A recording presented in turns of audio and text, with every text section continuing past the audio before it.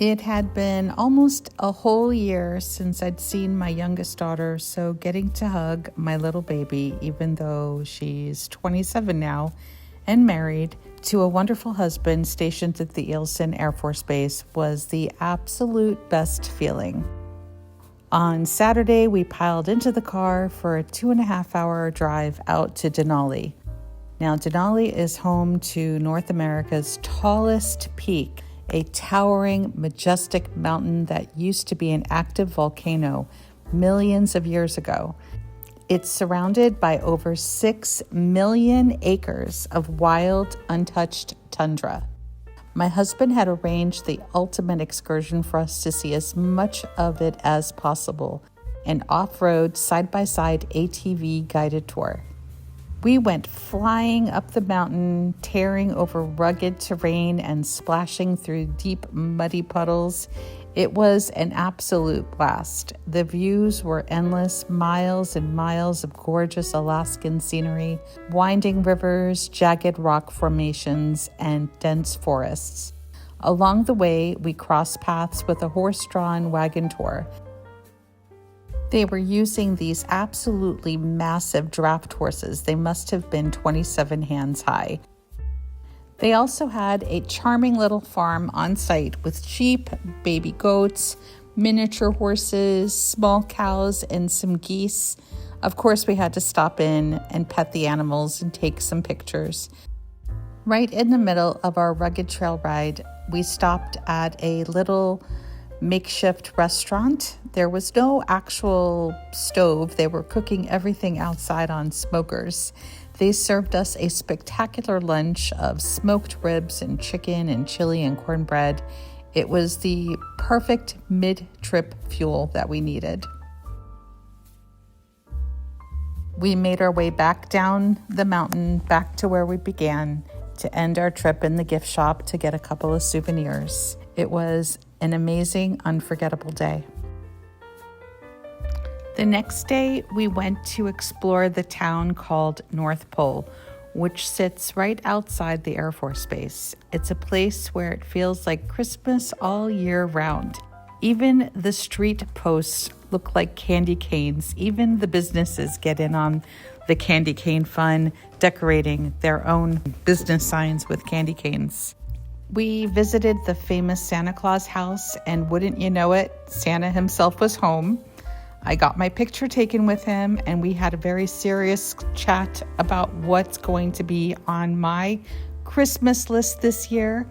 I also managed to score the most comfortable sweatshirt with North Pole written across the front in puffy letters. I actually wore it on the whole flight home.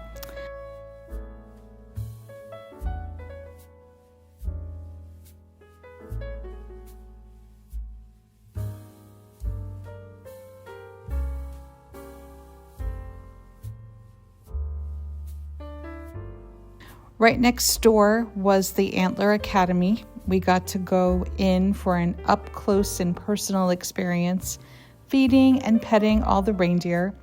We met the whole flight crew: Dasher, Dancer, Prancer and Vixen, Comet and Cupid, Donner and Blitzen. They were so gentle and friendly.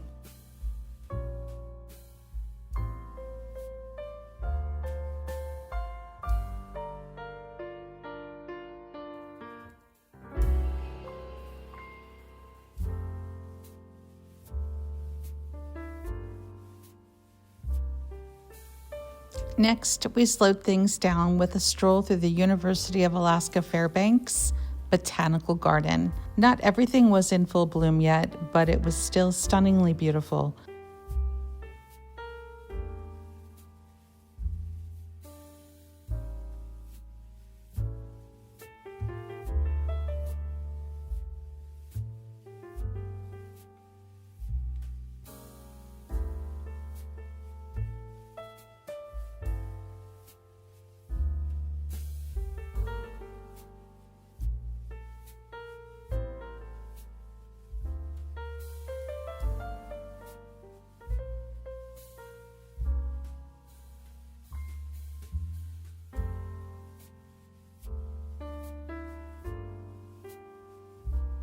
For dinner, we headed to Pike's Landing, a great restaurant right on the water.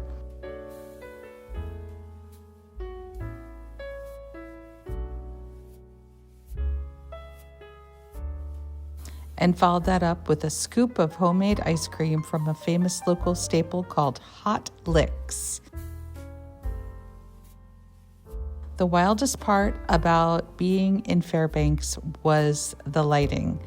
Because of the midnight sun, it stays bright 24 hours a day. One night we were sitting around playing cards and board games, completely losing track of time.